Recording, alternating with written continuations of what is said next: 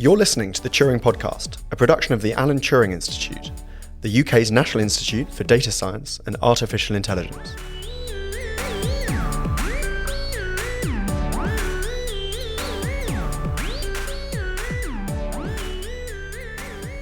Hello everyone, welcome to another episode of the Turing Podcast.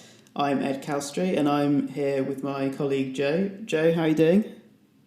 I'm doing well, thanks Ed. How's everything going with you? Not bad. We are recording today on the 7th of July and we're no longer technically in lockdown. How does it feel?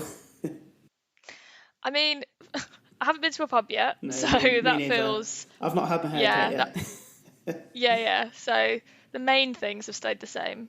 I suppose there are more people out and about, which is kind of nice, but there's, I suppose, a slight anxiety about that as well. But on the whole, yeah, feeling good. On the whole, it's a good thing. Speaking about lockdown and how good or bad of a thing it's been, we've got a very relevant interview today. So today we've got our second external guest for the Turing Podcast, Tom Chivers, who is a journalist and science writer.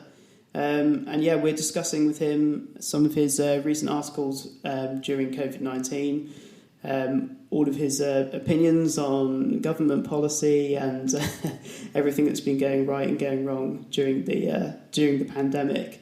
And also just, it was really good to pick the brains of a journalist about how the world of journalism is sort of representing science, which at this time, which is, hugely important and has a big impact on people's lives. On with the interview. Enjoy the episode.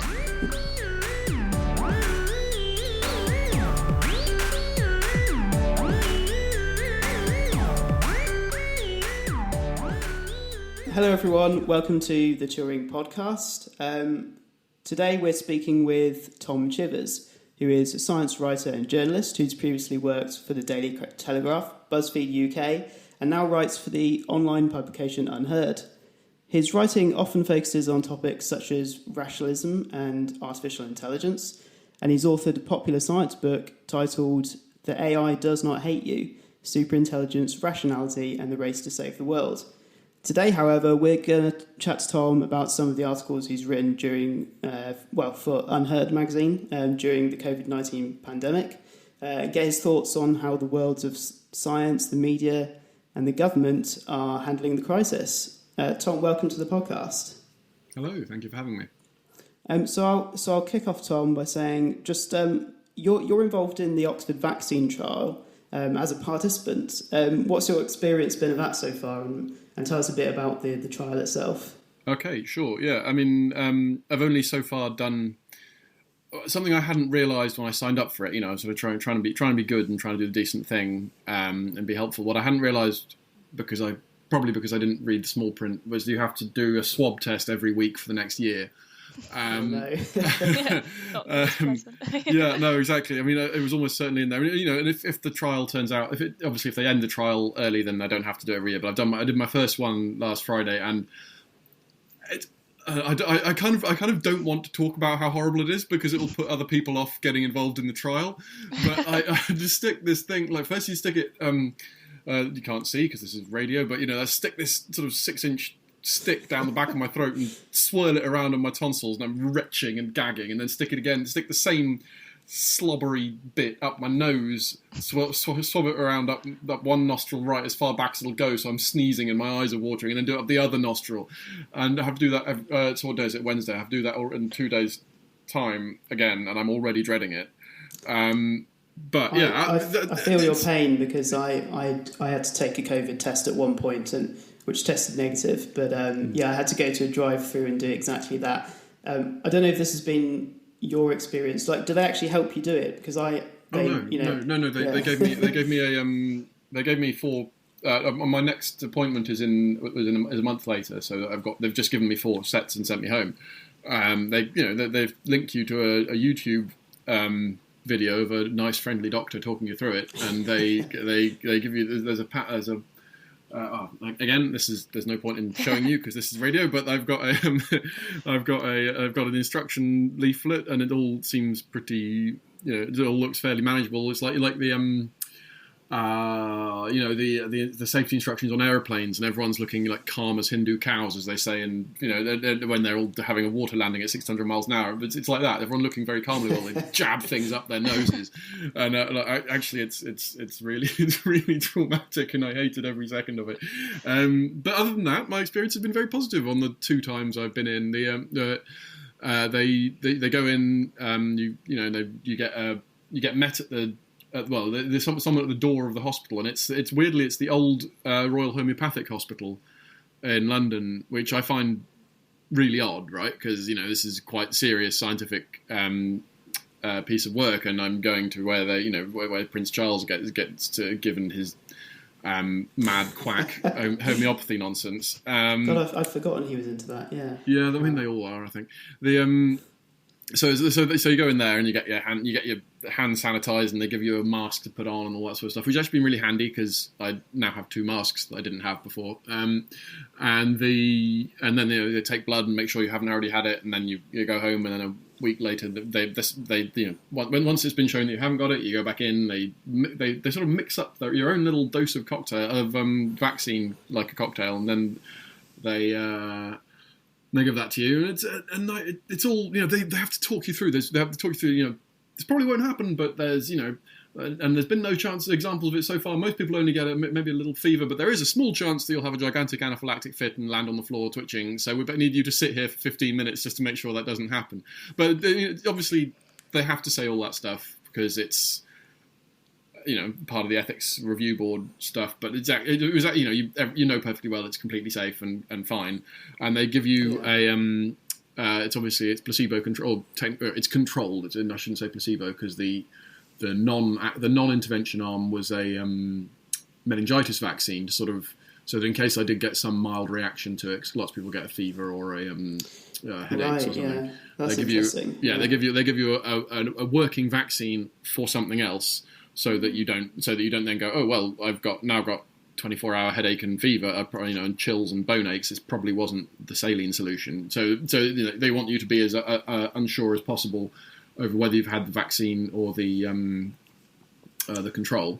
Yeah. And then I'm going to have to go in. I've just stick this thing up my nose once a week, and then walk up to a.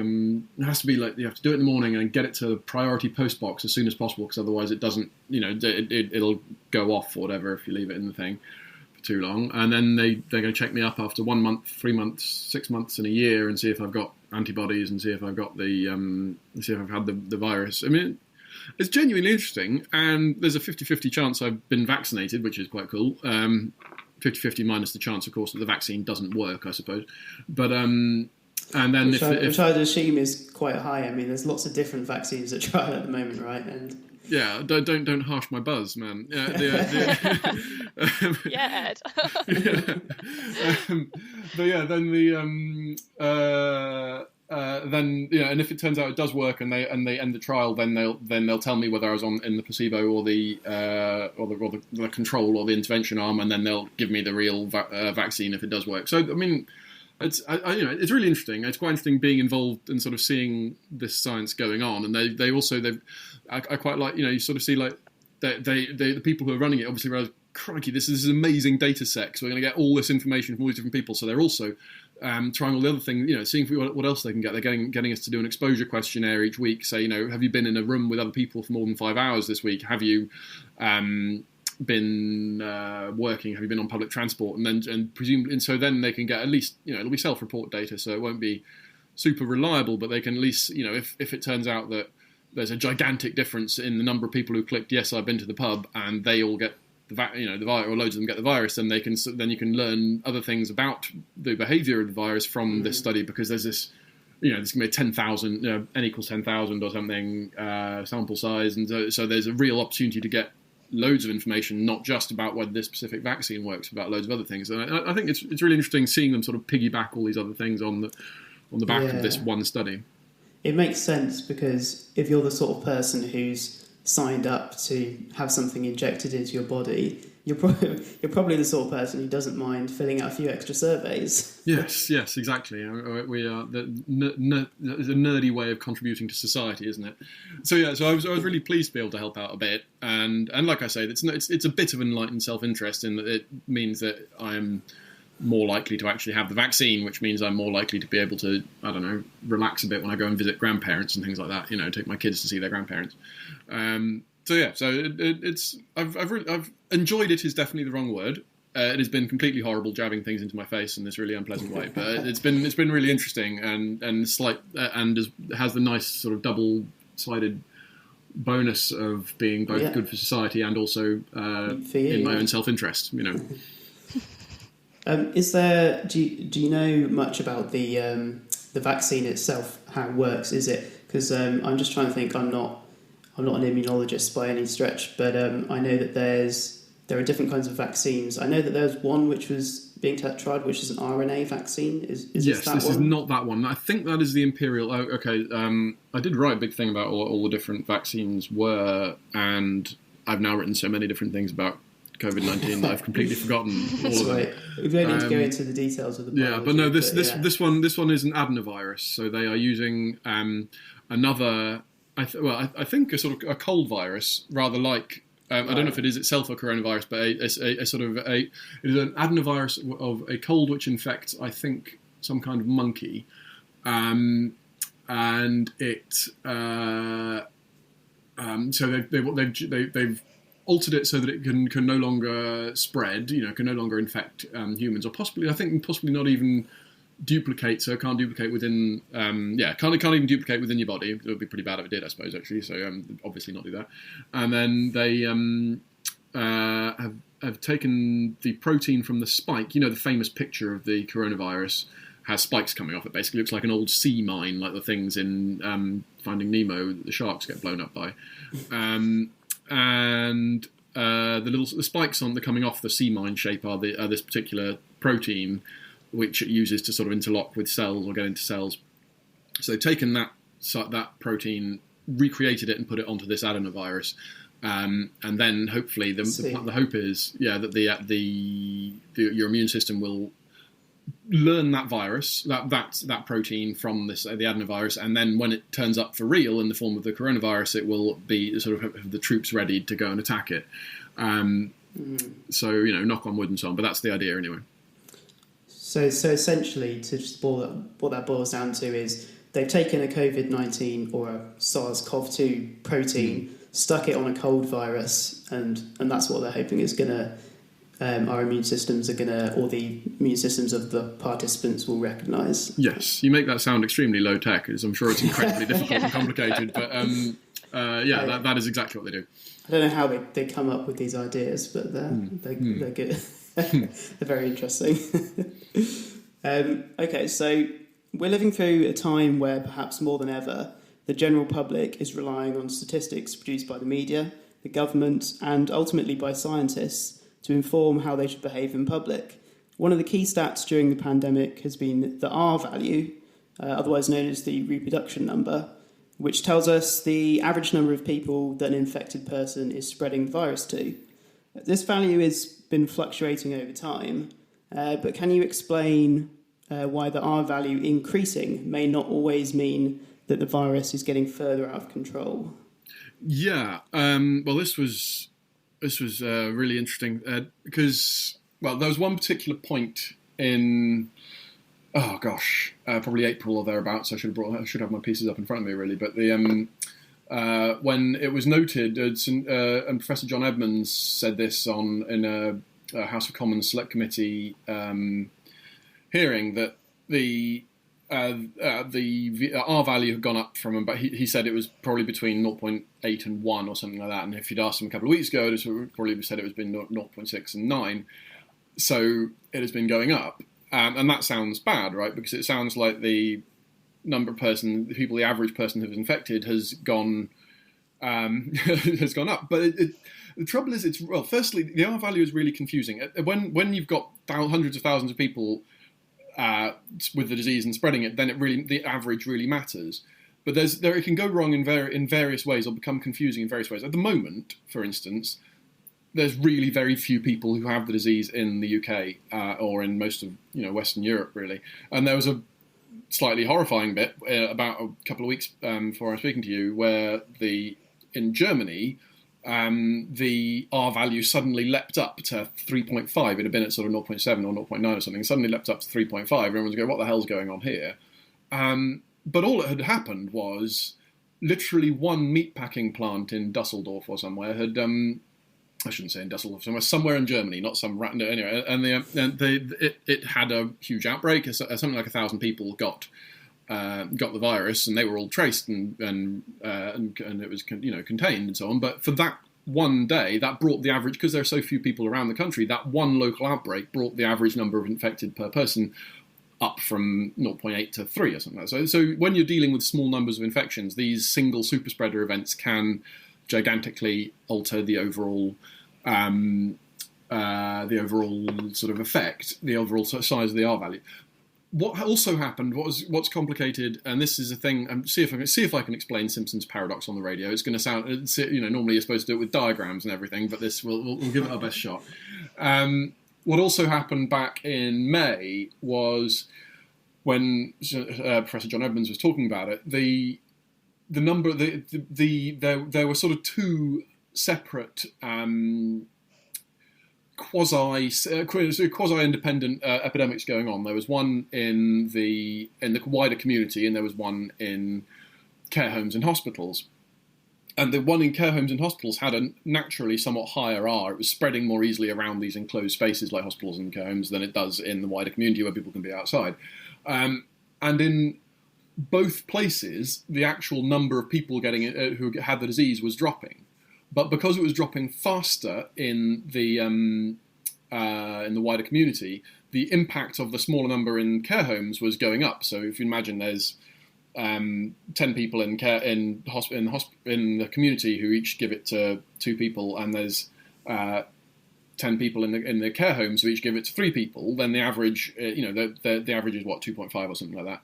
But then if it goes down to there's only one person in the community who has it, and they give it on average to I don't know, one person, then the number in the care homes only drops to 5, and they're only giving it to 2.5. Then even though there are fewer people, the average of all those people added together will go up, because the number in the care homes it makes up more of the total. And even though the R in each of those two separate places has dropped, the average R across all the people has gone up. It's a weird paradox, which actually is completely easy and straightforward to explain when you can just point at a graph or a chart. But when you're trying to talk it through on the radio, yes, exactly. Well, maybe if you can link to it or something in the show notes. I don't know if that's the thing you do. So it's actually it meant that there were lots of headlines in all the British media, which is sort of understandable, right? Because you can't expect mainstream journalists to be statisticians or to have a grasp of every single weird statistical anomaly that goes on. And they've been told, look, the R value is really important. If it goes up, that's bad. If it goes down, that's less bad. And then it goes up, and you sort of reasonably enough go, well, you just said that was bad. But there is this complicating factor, and various complicating factors. And I think, you can get around it a bit by just sort of saying, let's worry about the number of cases, or better still, the number of hospitalizations, or better still, the number of deaths, because these are really sort of hard to mess up metrics, or they're harder anyway. But it is any one of them has its own difficulties, because if you look at deaths, then that's lagging gigantically behind what's actually going on. If you look at hospitalizations, that's lagging somewhat, and then if you look at cases, it's dependent heavily on how good your testing regime is. So it's really hard to find. You want as a journalist to express this really difficult situation as clearly as possible in simple terms to readers, but there are any simple term won't any single measure that you use is necessarily going to lose a lot of the detail and the sort of information that you need, and yet you can't explain loads and loads of different statistical problems in every single piece you write in 600 words for the Sky News website. It doesn't work like that. So it is. I do feel very sympathetic to journalists who got this wrong or overestimated things, because I think that's a really understandable problem to make. Yeah, I think that's really interesting. I suppose like one question I had, knowing you were coming on the show, was that, what do you see, I suppose, as the role or the responsibility of journalists when they're reporting data like this? Obviously journalism is a huge industry and people have very different specialities, but a lot of people are reading articles at the moment, I think particularly. So yeah, I kind of wondered what your opinion was on that, really. Yeah, my opinion sways all over the place. I think the responsibility of journalists is to try and give Okay, so the responsibility of journalists has got to be to try and inform their readers as best as possible with as close to the sort of an accurate picture of what is going on as they can give in the constraints of time and sort of reader background knowledge that they can do, right, and space and all these things. But it is, as I remember vaguely from my philosophy degree many years ago, ought implies can. If you to say that journalists ought to do this, there are limits. There are hard limits on what they can do, given their own, training and ability. If you've been trained to find out, who's political gossip sounds like I'm belittling it, but if you're a political journalist and your job has been to sort of work on the educational policy even, or the likely who's likely to win the next election or all this sort of stuff, then you'll have some skills that are useful to dealing with this situation, but some that are just not. And it's a bit unfair to say, and now you should be able to go to pluck out, a strong opinion about Simpson's paradox or, I don't know, the epidemiology, yeah. And suddenly, so it's a lot to suddenly swerve across to that. That said, like my own experience, and it's obviously highly non-representative, is that readers, there's an old saying in journalism: you should never overestimate a reader's knowledge or underestimate their intelligence. Right? You should always assume that they're bright and that they can understand stuff, but they don't have the background knowledge so you'll have to explain stuff. And I have found, and who knows? There's loads of people who just read my stuff and go, I haven't got a clue what this weirdo's talking about, just move past. But the ones who get back to me, and this is obviously selecting on dependent variable a bit, but the ones who get back to me is, they seem to find that these are complex things, but if you talk people through them with straightforward examples and direct analogies, then you can get almost everyone, in my experience, to understand things like why the R, Simpson's paradox and the R value. So the responsibility of journalists, in as far as they can, is to explain things like why numbers are uncertain, to explain why it's hard for us to get to get a clear picture of, why I don't know, the infection fatality rate is different from the case fatality rate, and why the one depends on testing regimes and all this. These things can be explained to people. It just requires slowly working them through the sort of the background knowledge they need to get there. And my own experience is that that's really doable, and that people are, great. They'd rather be told this is why we're not confident and this is why we don't know, than being confidently told this is definitely the case, and then finding out a week later that actually it definitely wasn't the case and things are more complicated than that. My own experience is that people are pretty good at getting the hang of uncertainty and complexity and not knowing why we don't know things. Yeah, definitely. I think as it's a situation where there are so many uncertainties and things are changing really quickly, I think it's really important to kind of say, we don't know the answer to everything, and that's fine. How have you approached this as a journalist writing on this topic, I suppose? Can I just say as well, before you answer that, I think part of the reason for the public, especially this time, is this is a topic that affects literally everyone. So perhaps people are more inclined than usual to read the complex answers to complex situations than they might otherwise be when consuming news. I don't know if you have an opinion on that, Tom. I definitely do have an opinion on that, because now my wife and I listen to More or Less together, and which we never did before. Now More or Less has become absolute. I've always listened to it because I'm a nerd, but my wife is less of a nerd. And suddenly it's, have you listened to More or Less yet? No, we'll listen to it together. What's More or Less? Oh, sorry. Good heavens, man. Radio 4, Tim Harford the economist Tim Harford, they're sort of looking at numbers in the news and establishing which ones are nonsense, basically. Oh God, if you read anything I've ever written, you should go listen to them. They're fantastic. Good So absolutely, people are more. Every time I speak to friends as well, it's like they're all suddenly more interested. They're asking me, thinking as though I'll know, but things about coronavirus and things. But yeah, the way I approach it, in answer to your earlier. Well, no, okay. So I'll go back. I'll go. So yes, absolutely, people are more interested in this. I've noticed this in my own work. I mean, less now. I think now we're sort of we're past the panic period of everyone trying to readjust to this mad new world, and now I've written 4 articles in a row that weren't centrally about Covid-19, which I honestly for about 3 months I didn't think I'd ever write anything that wasn't ever again. But now, now I'm writing about, I don't know, the implicit associations test, or whatever I did this morning. So people are now less sort of. But for a while, it was I would write something about the R value. The R value one had tens or hundreds of thousands of readers, and that's just gigantic for this sort of really quite abstruse statistical point. In answer to your question, Joe, about how I approach it, the way I've always approached journalism, or science journalism anyway.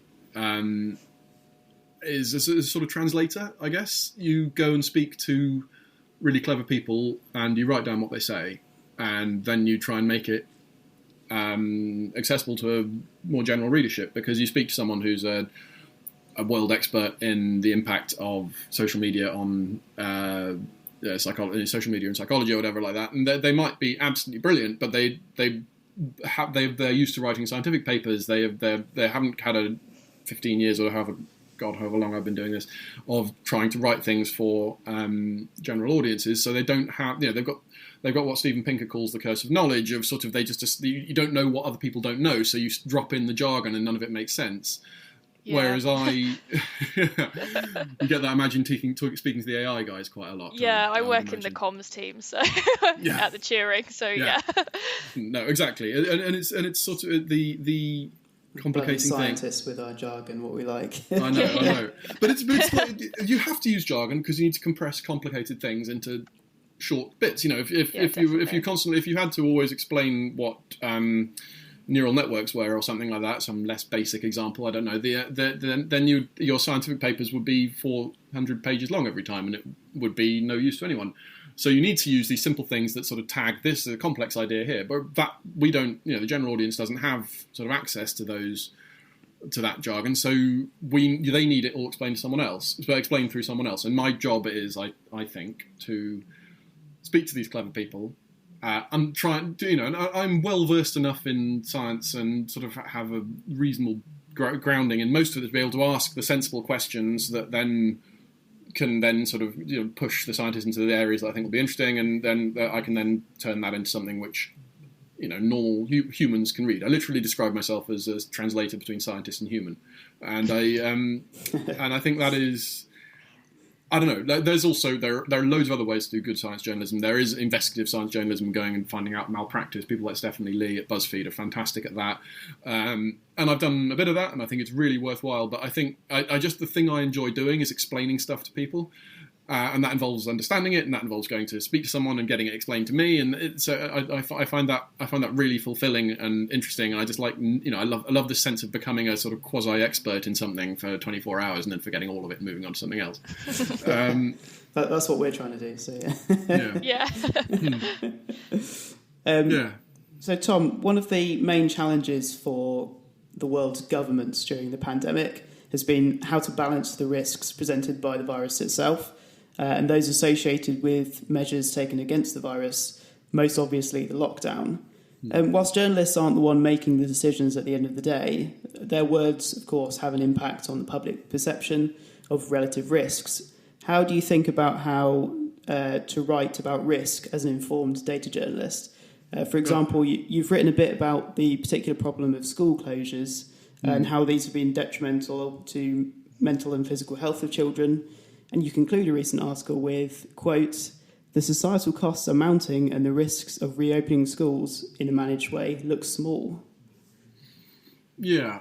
Okay, so I mean, I should declare my interests here, which is I've got 2 small children of nursery age, just coming to the end of nursery and just coming to the end of year 1, and you're absolutely sick of them. Sick of the sight of the little brat. No. They've actually been they've been great and really coped well, but it was really tough. Especially the older one, it was really tough on him, missing his friends. And now he's back at school 2 days a week, and it's he was already sort of getting a bit better, but it's made him so much happier and made him he's not I don't know. So there's a big bit of me that's aware that I will leap on any news that says schools are safe and just quietly ignore any bits that say it's not. But I do think.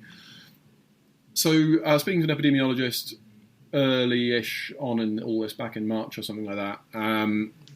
For a piece I did for UnHerd, but also I did a radio show for Radio 4, and he's made the point that every epidemiological or public health intervention needs to be assessed on 2 fronts: one, the good it will do, but also the harm it will do.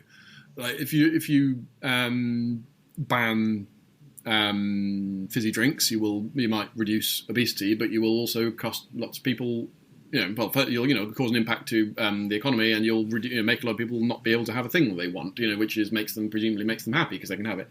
And the lockdown is just an absolutely sort of prime example of this, because it will reduce and has reduced, and knock on wood, will continue to reduce the number of deaths and the number of hospitalizations and generally the awful impact of this disease. But it will also it will also have a gigantic economic effect, and the economic effect means people, means people out of work. It means people the people haven't been going to hospitals, kids not in school losing out on education, and these are it gets portrayed as money versus lives, but it's not, because the economy is people's lives. People falling out of work, is a gigantic blow to their life. And then, if the economy goes down, there won't be money in the NHS. And people, long-term depressions, weirdly enough, recessions don't seem to have negative impacts on life expectancy. But in general, the correlation between economic growth and life expectancy is pretty solid. So if we have a long-term decline in the economy, then we can expect a decline in life expectancy and raise in chronic conditions and all this sort of stuff. It is absolutely lives versus lives, and you need to compare these things one against the other and talk about, if you just say the lockdown will save X lives and don't say what number of what the costs will be on the other side, then you're not giving a full picture. And if there was no other side, then why not just have a lockdown forever, so we don't ever have ever have any sort of epidemic ever again? Just keep everyone in their houses all the time. That is obviously not good, right? I feel it's really, really important to talk about both the positive gains, it's cost-benefit analysis. It's really as straightforward as that. The likely outcome, the gains multiplied by probability versus the costs multiplied by probability, and then which is bigger and which is, and it's really hard to do, and you have to do these big assumptions and really complicated these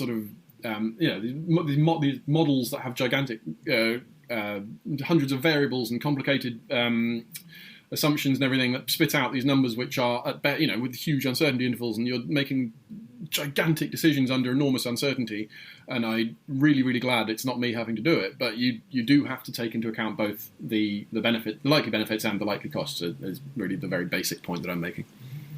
I think this is something that even the top scientists, the experts, find really, really hard to do in a completely rational, data-savvy way. And then the fact that we've got both policymakers and journalists sort of thrust into the situation of having to represent that science or, write a narrative on it themselves, it's understandable that not everyone's necessarily going to be doing it perfectly. And there's going to be a lot of confusion and different stories being told about what's going on. Yeah. I like it. It's also, like anything like this, it comes down to personal senses of risk, or personal sort of personal comfort with risk, personal, how important to you being able to go to the pub is, and that sort of stuff. I mean, you could, it is not that going to the pub is worth, the risk of killing. You go to the pub, there is a risk that will kill someone, right? That is as straightforward as that. There is a small chance that if you go to the pub, there is a risk that you will spread the virus to someone who dies. That is an unavoidable fact of the matter. And then you have to decide, what is the level of risk of that happening that I'm comfortable with? And it is not zero. It is literally, it sounds ridiculous that you're happy to accept the risk of killing someone for going to the pub, but you are. We all are. That is inherent. We are. We every time we go to the pub, there is a chance we could, give someone some other virus for going out, or step out in front of a car and they swerve and crash and die, or something like that. There's always, everything we do in life has some small level of risk attached to ourselves and to others. And it is always about the level of comfort we have with the risk we take and the benefits that we gain. I have to cross. We live less than 200 yards from our kids' school. We have to cross two very, very small roads to get to it, which, and there is a tiny chance that one of us will get hit by a car on that road. But I judge that infinitesimally tiny risk very worth it every day for the gains of education, taking my children to school, and the gains of me being able to get some work done by getting them away from the house. It is so you do have to make this really cold-hearted but nonetheless real and necessary decision about personal comfort with risk. But with all these things, like for some people, so being social and going to the pub is an important and valuable part of their life, and that is worth some 1 in 20,000 risk that it'll be the. Although time I guess there are slightly two different things at play here, because on the one hand, there's going to be differences in people's comfort with risk. If everyone's on the same page about what the risk is, but then of course there's the other thing, which is that people could disagree about the risks, and especially when the science isn't clear. I mean, especially at the start of the pandemic. People are certainly not on the same page as each other. People still are not on this. Not everyone's on the same page, and that's not just the fault of people, and it's not the fault of scientists. It's just hard to get it exactly right. Yeah. Well, no, there's a joke. There's that people can. It isn't. Well, I suppose in theory, if you literally had access to all of the available information about COVID from around the world and could collate it into one place and give that to everyone, and they could all read it through perfectly, then in theory there would be a fact of the matter about what the best guess is on risk, right? In theory, that would somehow, you could sort of somehow if you could package that all up into one block of, here is the information, you read it all. But firstly, secondly, and lastly, that's not possible, right? That's not possible. You can't give all that information to anyone. So everyone gets, even the best epidemiologists in the world, the best virologists, they're all getting some information, more than most of us. The best, science journalists are getting some information. They're trying to collate it and try and make a best guess. And so there are reasonable differences of opinion or difference of understanding about how dangerous the disease is. Some of it will be led by our own personalities and biases and things. And I think a lot of people now saying things like the infection fatality rate is 0.1% are probably going to end up being wrong, because we've had 60,000 deaths in the UK, and there are 60 million people in the UK. That's about 1 in 1,000. So if unless everyone's already had it, but it is still possible there's something else going on, and I don't want to sort of tell people they are completely mad and wrong. But as the disease has gone on, we have been able to sort of narrow down, I think, what the likely risks are, and make better decisions based on that. But there'll never come a point when we say, okay, we've got all the information, and now we know that it is correct that you should not go to the pub. It will always be, now have all this information, and this is the level of risk that going to the pub means. You have to make the decision about how comfortable you are with that, and then society will decide whether the people who make the decision to go to the pub anyway, whether they're being sort of unacceptably selfish, and then they'll be publicly shamed and all that sort of stuff. But shamed at the pub. Yeah. So we're always going to have a better idea of this of the risks as more data comes out, and we're in the future.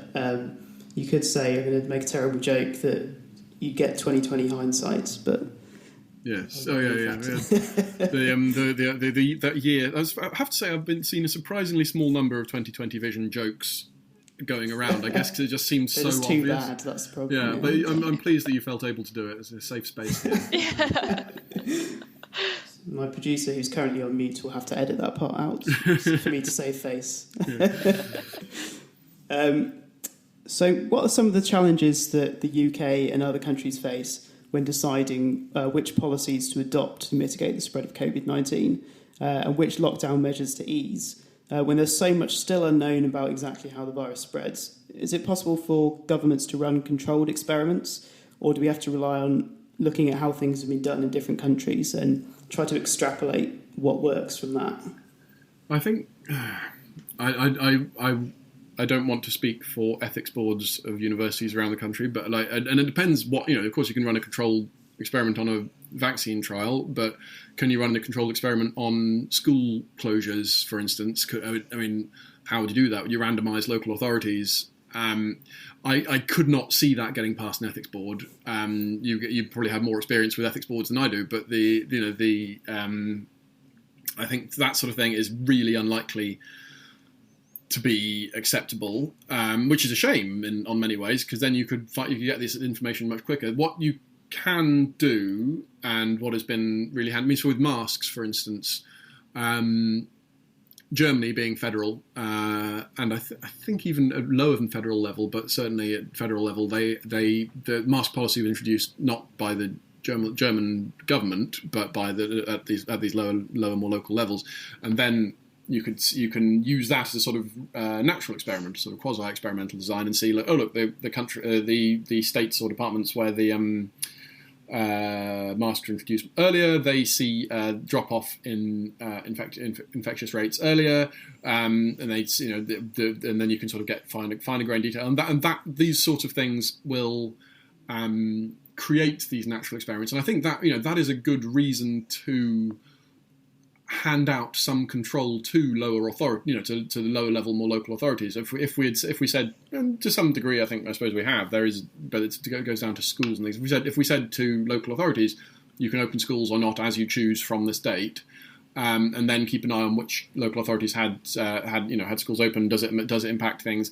Then you can keep an eye on. Then you can hopefully use that data to change things. The trouble is that we did several things at once. When reopening schools happened, I think it was 1st of June or thereabouts. We reopened schools, but we also reopened some small shops. We allowed people to meet in groups bigger than they had before. And even if that had been doled out to sort of local level, then the sort of basic scientific principle of changing one variable at a time and seeing what that effect that has already been violated, and make the statistical side of it much messier. Sort of the real in real terms, your sample size is much smaller if you've got like how many 60 odd local authorities. Might be very more than 60 odd, hundreds of local authorities, and but still, they're all changing these various things all at once, and you wouldn't be able to get this nice clean signal. That said, on the other hand, because like I say, you've got to consider the risk and benefit. If they had introduced all these different measures one by one, over, and then had a 3-week gap for each one to see the impact when on the death rate or even the hospitalisation rate, then you'd be introducing one thing every 3 weeks, and we wouldn't get back to normal until the middle of next year or something, and it would be just completely unacceptable. So there's a balance to be struck between the scientific, the usefulness scientifically of getting the sort of data out of it and then being able to inform future policy. And then on the other side, there's a straightforward, we can't keep the economy locked down like this forever, because that will be worse than the disease, right? And it definitely will be at some point, not too distant point. This is a tightrope. I think what's his face, Chris Whitty, described it as, there's a tightrope you're walking, whether you stray off one side or the other, it's bad. And to be fairness, even if you stay on the tightrope, it's still pretty bad, but it gets worse whichever way you go. So yeah, so it is not. you can't, I don't think, do of the sort of policy things you're thinking of school shutdowns, reopening football grounds, I don't know, restaurants, whatever. You can't reasonably do randomised control trials. I don't think you can get that past an ethics board. You can do these sort of quasi-experimental things where you sort of farm it out to lower authorities and hope that a natural experimental design comes out of it. But even that, if you want to do that one thing at a time for maximum scientific value, but you can't do it one thing at a time because that buggers everything up from the economic point of view. So again, tight ropes and trade-offs and difficult things. Do you think at least there's been an intelligent discussion about which things to change might be reasonably grouped together to have like the least likelihood of being variables which are going to be conflicting with each other? Oh God, I hope so. I just really hope so. I don't know. Like this is where we do need political journalists who can tell you. I know. Matthew D'Ancona did a really Tortoise, which is one of UnHerd's fierce rivals, and I probably shouldn't plug them, but Matthew D'Ancona did a really, really interesting he did a piece and then basically read his piece out as a podcast for their podcast, obviously. And he did a thing about like what was going on when Boris Johnson was being hospitalised and near death with COVID, and he just spoke to loads of cabinet ministers and people off the record, and they were all telling him there was just chaos. And no one was in charge, and no one knew what was going on, and it sounded completely awful. I can speak to as many epidemiologists as I like, but I'll never learn that from some off-the-record cabinet minister, right? And I think I really hope that people have been having these difficult conversations. I certainly get the impression that Chris Whitty and Patrick Vallance and Jenny Harries are, serious grown-ups who are aware of. But you can look at a p-value and all that sort of stuff and know what it means, obviously. I bloody hope so. But I'm not sure that there's that many people in the current government. And this is I'm now just talking from my own political bias, right? This is just my political opinion about this bunch of people who seem to have been largely selected for loyalty on the Brexit issue rather than competence. And I don't think necessarily that any of them are sort of independent-minded, big-brain, sort of thoughtful people who you want in this sort of situation. You have, they just strike me as extremely bad at this precise thing. But I don't have any inside knowledge on that. I don't have any sort of special insight. I just don't get. I'm just getting it purely from the outside and from the news and from occasionally from speaking to journalist friends and that. But yeah, it's not. I don't have any special insight. I think there's something to be said for how surprising it is, perhaps, to just, and I'm saying this more as a member of the public than as than as a scientist specifically, but that in 2020, and this doesn't just apply to the current British government, but I guess most governments in the world, the fact that one person being out of action is actually a problem. Just because he happens to be the leader. I mean, if a CEO of a company is ill, is that such a big problem? Can't that everyone doesn't everything just carry on? This was the thing. I mean, in every other, you always look back and politicians of the past seem, it's just a sign of me getting old, I guess. But I don't know. If Tony Blair, if it had happened during Tony Blair's reign, not the right word, to his premiership, then you know that there are other big sort of power, what's the word I'm looking for here, but serious people around him who could have taken over and stepped in, and you wouldn't imagine Gordon Brown going, oh, what shall we do till Tony gets back? Whereas with this lot, it is definitely he's built a cabinet around him and around. So I don't know. Political now, I am. I should stay out of it, shouldn't I? I should stay out. It's not my view. I just sort of don't get the impression that it is. Lots of grown-ups in a room, but I might be completely wrong and might be totally unfair, and it's just me being bitter.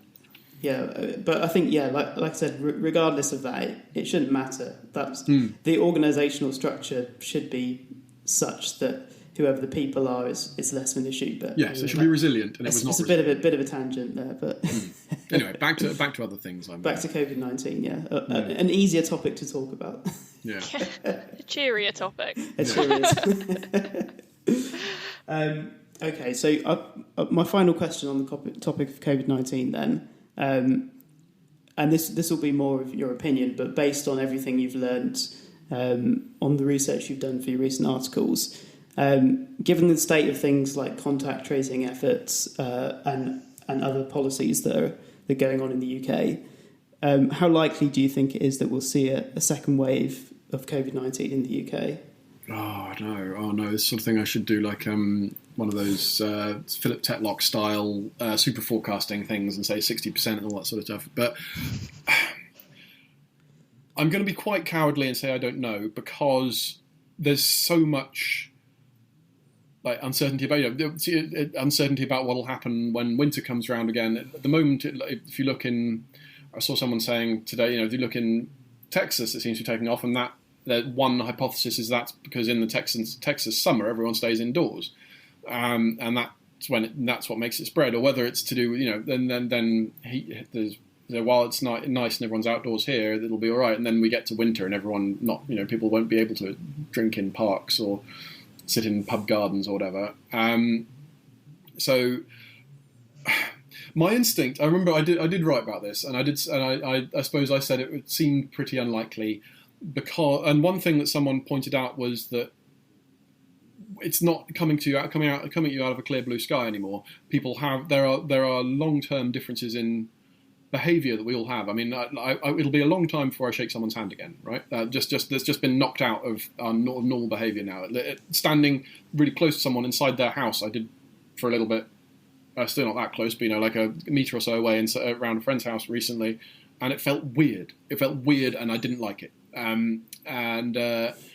Any sort of being indoors or close up, this will take us. It's like when you break your arm or something, and overnight your behaviour changes from using your hand to not using your hand, and then it takes you, even once your arm is back and built, or my knee, I'm sure, it takes you years to sort of trust it again and to behave as though like you did beforehand. And it'll be like that. It'll be this, charting on a graph. Our behaviour will have this change in this sudden spike of change, and then slowly tail off into the way it goes back. Or so I assume. And so I think that is we'll be super wary. Where people are constantly looking out for R value changes and hospitalisation data, and everyone cares about this stuff, and everyone is scared. So yeah, I think that in itself will be enough to keep a full scale like it was in March and April second wave away. That said, there are loads and loads of people who, it looks like loads and loads of people, 90+% of the population doesn't seem to have had the disease. If we manage to get a vaccine soon, then maybe they don't all have to have it, but otherwise everyone's going to have it eventually, and there's no realistic way around that. So it might not be a second wave, but there'll be a bloody long plateau or something. Something's going to happen in the next year, which is either a vaccine, a second wave, or just an endless trudge of slightly weirded out life for the foreseeable future. I guess the other potential thing, although at a global scale just isn't realistic, would be for everyone who is infected to not infect anyone else just through isolating, if we could somehow coordinate that perfectly. But I guess that's just won't happen.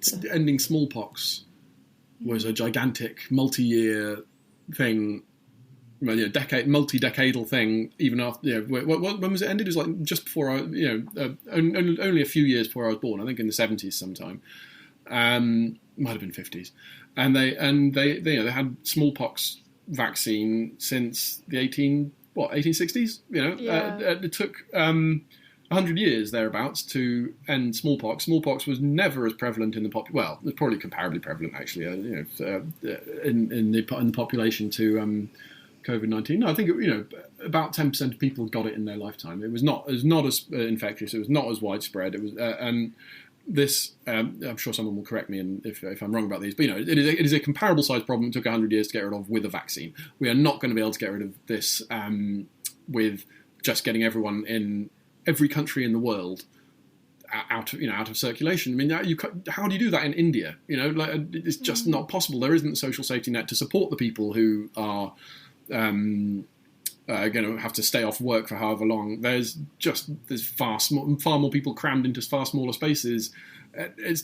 I think it is spectacularly unlikely that would happen. So yeah, I mean that is a theoretical fourth option, but I think it is very much on the extreme end of theoretically possible. Yeah, and I suppose, so many people are asymptomatic with it, aren't they, as well? So you'd have to seriously up the testing. The testing game. And again, how do you do that in sub-Saharan Africa or in places that don't have as sort of well-supported health systems as we do, or the West, the rich West does? Exactly. We don't. That's the trouble. We don't know how many people exactly are asymptomatic.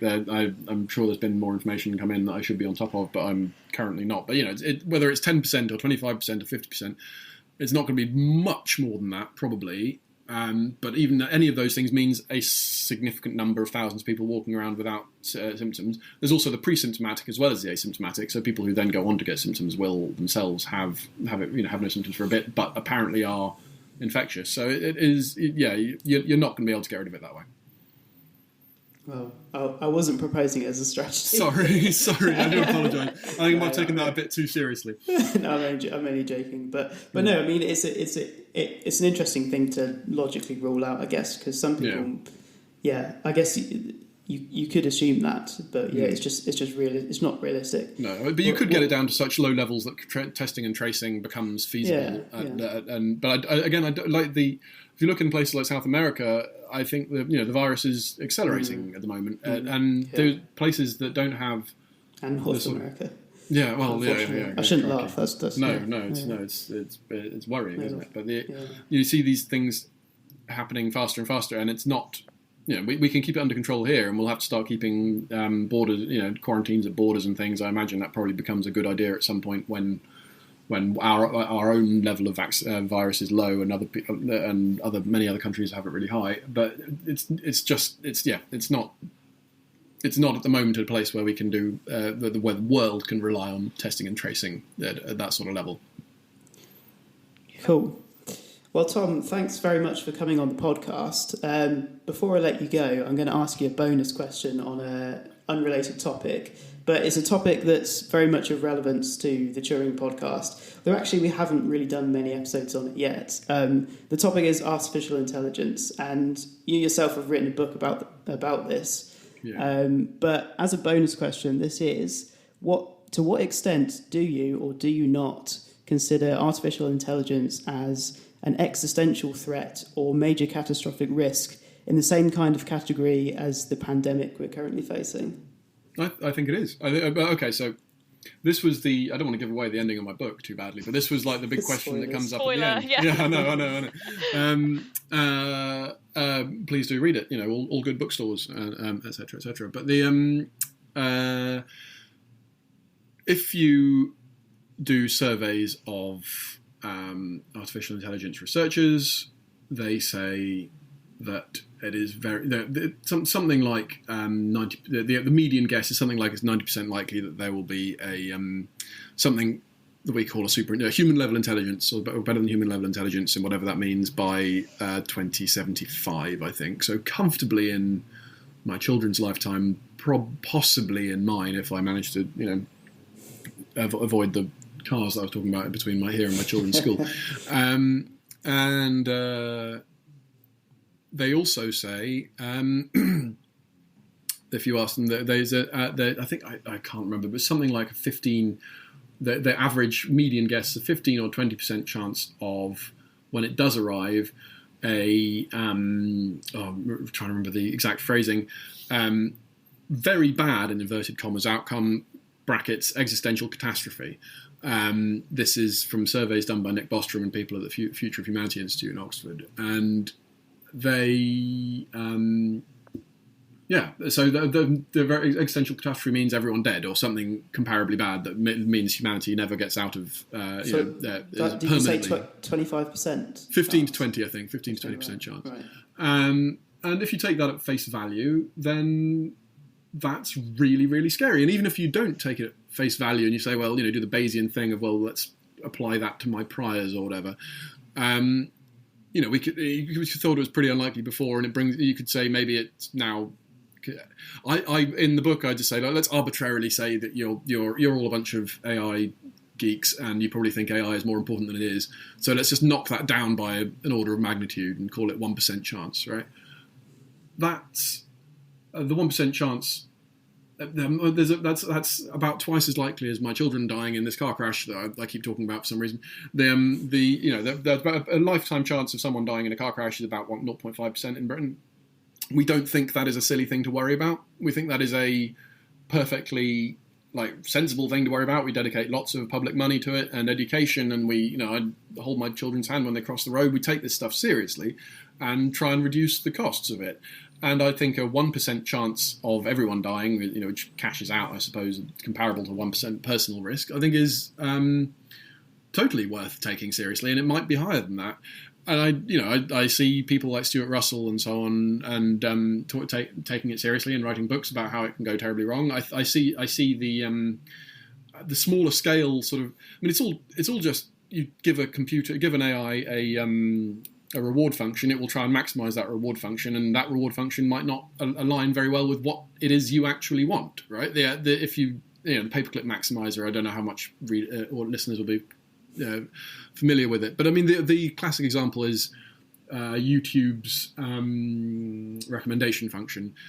They have been asked to the AI behind the YouTube recommendation function has been asked to maximize user engagement, and click through into the next thing. And they found that the best way to do that is to steadily give viewers more and more sort of extreme political things to sort of work to make the viewers more and more worked up and get them more radicalized and things. And that is, we don't want that to happen, but it is maximizing the thing that the AI was told to maximize. And if we then get some more powerful AI to do that and tell it to maximize, give it cure cancer, it'll find some way of doing that might not be the way we want it to do it. It could find that it's easier, rather than learning all about biochemistry. Kill all cells. Kill the cancer cells. Yeah, kill all cells. Yeah, kill all cells. Yeah, exactly. Kill all humans, no more cancer, we're done, right? And that would be unfortunate because it's not what you wanted. And so I do think it is serious. I think it is worth taking seriously. I think there are lots of people who are taking it seriously. I think the guys at Shane Legg and Demesis Sabis at DeepMind have both explicitly said that this is something they think is worth worrying about. They also both say they are trying to build a superintelligence, but they're going to try and do it right. And people at OpenAI take this seriously. And I think it would be silly of me, and it would be one of those things where because something sounds ridiculous, I reject it. That is not an intellectually defensible thing to do. It sounds silly and scary. But actually, when you follow the arguments through, it seems pretty plausible. There might be good reasons that it's not plausible, but I haven't yet had them shown to me. And most people who argue against it sort of argue against it on the basis that The Terminator is a film that they don't think is very realistic, or they say, well, if an AI is smart, it'll know what we really wanted. Well, why? Your computer might. You've told it what to care about, and then you expect it to care about something else. I don't know why you would expect that to happen. So yes, I do think it is worth taking seriously. I don't think it is. I think in the end we'll be all right because I think lots of clever people are working on it. But I think if lots of clever people weren't working on it, then it could go really badly wrong, and that would be a real shame. Nice. That's a very well thought out answer. Thanks for that. I mean, literally wrote 80,000 words on this precise topic, so I would hope it's well thought out. Remind our listeners of the name of your book again. The AI Does Not Hate You: Superintelligence, Rationality, and the Race to Save the World. I hope that is the correct subtitle. I should really have checked. But it's only available in the UK and it's available in most markets, but not the US at the moment. I'm trying to get that fixed. But yes, it is out now and has been for a year or so. Paperback coming out in early next year sometime. Awesome. All right. Well, we'll provide a link to the book and to your relevant articles about what we've discussed today in the show notes, as we mentioned before. But yeah, Tom, thanks very much for coming on the podcast. Absolute pleasure. Thank you very much. To learn more about the work going on at the Alan Turing Institute, visit our website at turing.ac.uk. To get in touch with the podcast team if you have any questions or suggestions, email us at podcast@turing.ac.uk. Music for this episode was provided by Jamin Sun. You can listen to his latest releases at jamminsun.bandcamp.com. The Turing Podcast is hosted by Ed Cowstry, Tara Callum, Ben Walden, Effie Dennis, and produced by Dan Whitfield for the Alan Turing Institute.